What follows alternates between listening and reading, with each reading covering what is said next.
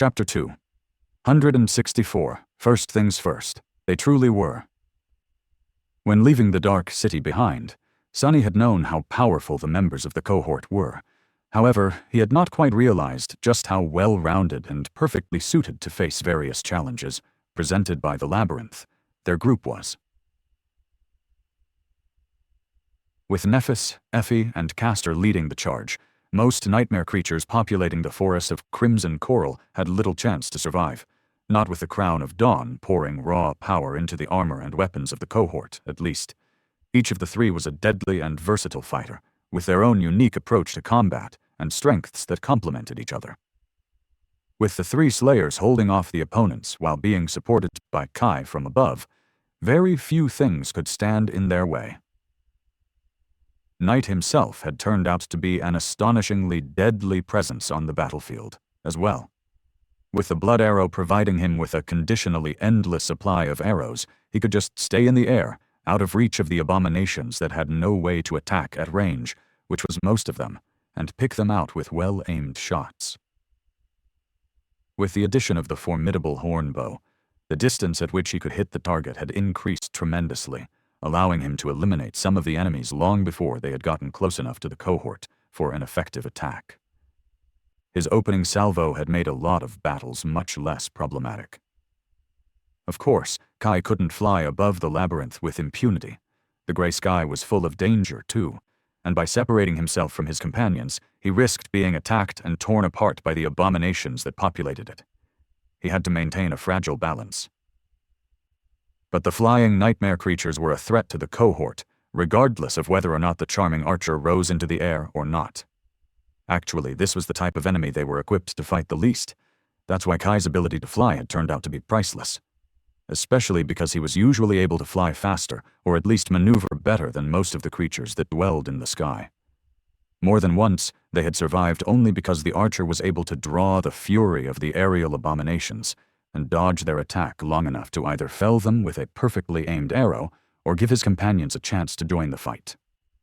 Sunny and Cassie usually protected the rear of the cohort to prevent anything from attacking their companions from the back, which happened more often than one would hope.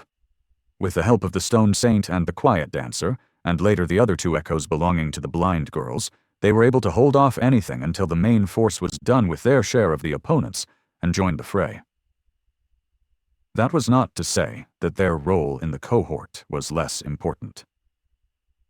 If anything, Sunny was convinced that what they did was more vital to the survival of each member of the cohort than what the fighters were doing. It was true that, with the help of the Dawn Shard, the cohort was well equipped to handle most monsters of the labyrinth. What they truly had to fear were the creatures that defied all logic, the perils that the human mind could not even comprehend, and the labyrinth itself, as well as the dark waters of the cursed sea and the ancient horrors that dwelled beneath them. That was what Sunny and Cassie had to protect the group from. As Sunny absorbed more and more shadow fragments, the range at which he could control his shadow grew exponentially. By now, the shadow could move almost as far as a whole kilometer ahead of the cohort, scouting for any potential threat and giving them plenty of time to decide if they wanted to fight or change course and avoid the danger entirely. If anything, it had become a little feral and now preferred to wander around aimlessly and far away, returning to Sunny only when specifically commanded to do so. But regardless of that, the value of being able to see and identify their enemies in advance was impossible to overestimate. It was just too valuable. In battle, the tiniest advantage could decide the difference between life and death, and the advantages of knowledge and the first strike were possibly the most important.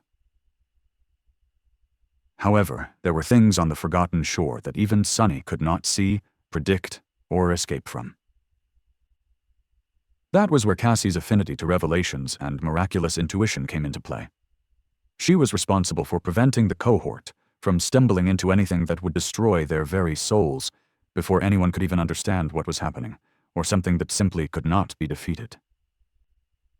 If not for Cassie, a sudden storm, or a creature akin to the Soul Devourer, or something even more terrifying would have ended their lives long before they returned back to the Dark City. But even with all that, Every day in the labyrinth brought them to the very verge of death. No matter how strong, well-rounded, and well-equipped the cohort was, the nightmares of the Forgotten Shore were always more powerful, unpredictable, and bizarre, making any and all preparations useless. In the end, the only reason that none of them had died from grievous wounds, sickness, or infection was because of Changing Star's healing flames. In the 3 months that they had spent traveling through the labyrinth, Sunny fully understood why healers were so sought after among the awakened. He knew it before, in theory, but only after being subjected to the daily terror of their journey had he realized how life-changing literary the presence of a healer in the cohort truly was. And so, just like that, they had done the unthinkable and managed to travel all the way from the edges of the Forgotten Shore back to its center, thanks to their power and resolve, their foresight, their strength, and their ability to rely on and help each other. As well as, in large part, pure dumb luck. And now that they were about to return to the cursed haven of the Dark City, their luck was about to be tested as it had never been tested before. But that was for later. First, the members of the cohort had to fulfill their obligation to Sunny. He had joined this expedition on a certain condition, after all. Glancing once again at the distant gray wall, Sunny clenched his fists. The corner of his mouth curled up in a vicious grin. "Wait a bit more, bastard. Your day of reckoning is coming." In 2 days, they were going to kill the Black Knight.